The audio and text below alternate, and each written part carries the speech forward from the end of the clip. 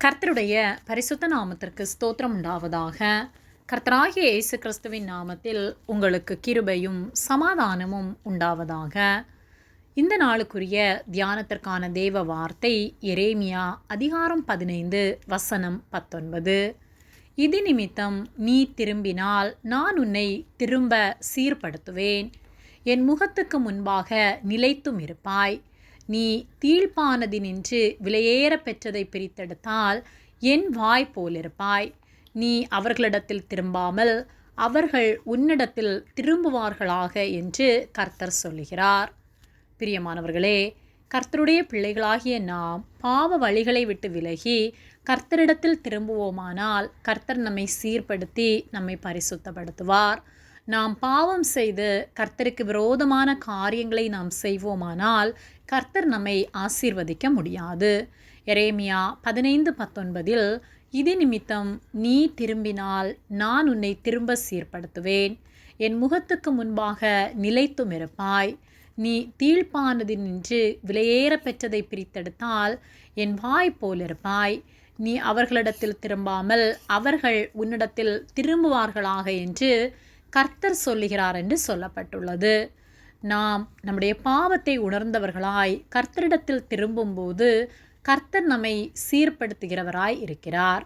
நாம் பாவம் செய்து பாவத்திற்கு அடிமையாக இருக்கும்போது கர்த்தருடைய முகம் நமக்கு மறைவாக இருக்கிறது.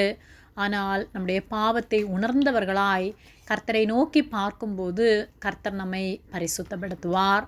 அற்ப காலம் மூண்ட கோபத்தினால் என் முகத்தை இமை பொழுது உனக்கு மறைத்தேன், ஆனாலும் நித்திய கிருபையுடன் உனக்கு இறங்குவேன் என்று கர்த்தராகிய உன் மீட்பர் சொல்லுகிறார் என்று வேத வார்த்தை சொல்லுகிறது. ஆகவே நித்திய கிருபையுடன் அவர் நமக்கு இறங்க, அவர் தந்த ரட்சிப்பை நாம் கரைப்படுத்தாதபடிக்கு நம்மை பரிசுத்தமாய் நாம் காத்துக்கொள்வோம். நீ தீழ்ப்பானதினின்று விலையேற பெற்றதை பிரித்தெடுத்தால் என் வாய் போலிருப்பாய் என்று வேத வார்த்தை சொல்கிறது.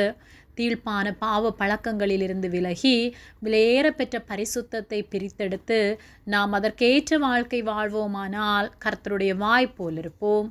கடல் நீரை நாம் விரும்பி குடிப்பதில்லை, ஆனால் அந்த கடல் நீரிலிருந்து உப்பு பிரித்தெடுக்கப்படும் போது அந்த உப்பு அனைவருக்கும் பிரயோஜனமாய் இருக்கின்றது. அதுபோலத்தான் பாவ கரைகளிலிருந்து நம்மை பிரித்தெடுப்போமானால் கர்த்தர் நமக்கு தந்த விலையேற பெற்ற ரட்சிப்பை நாம் காத்து கொள்வோமானால் நாம் அநேகருக்கு பிரயோஜனமுள்ளவர்களாக இருப்போம். பரலோக ராஜ்யத்தை நாம் சுதந்தரித்துக் கொள்வோம்.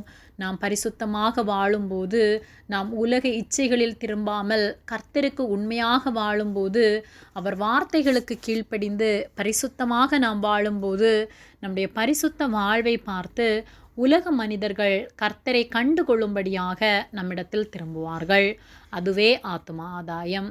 நம்முடைய வாழ்க்கையின் மூலமாக, நம்முடைய நடக்கையின் மூலமாக, நம்முடைய வார்த்தையின் மூலமாக, நம்முடைய செயலின் மூலமாக நாம் கர்த்தரை வெளிப்படுத்தி வாழ்வோமானால் அநேகரை கர்த்தருக்கு நேராக ஆதாயப்படுத்த முடியும்.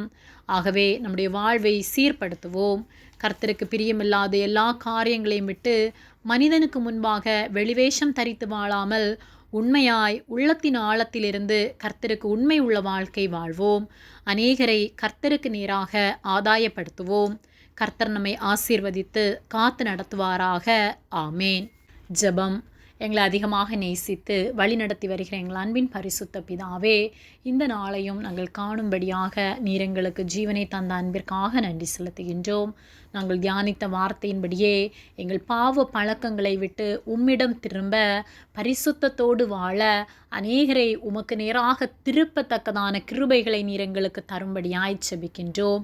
ஒவ்வொரு நாளும் நீர் எங்களை பாதுகாத்து பரிசுத்தத்தின் மேல் பரிசுத்தம் அடைய எங்களுக்கு உதவி செய்யும்படியாய் ஜெபிக்கின்றோம்.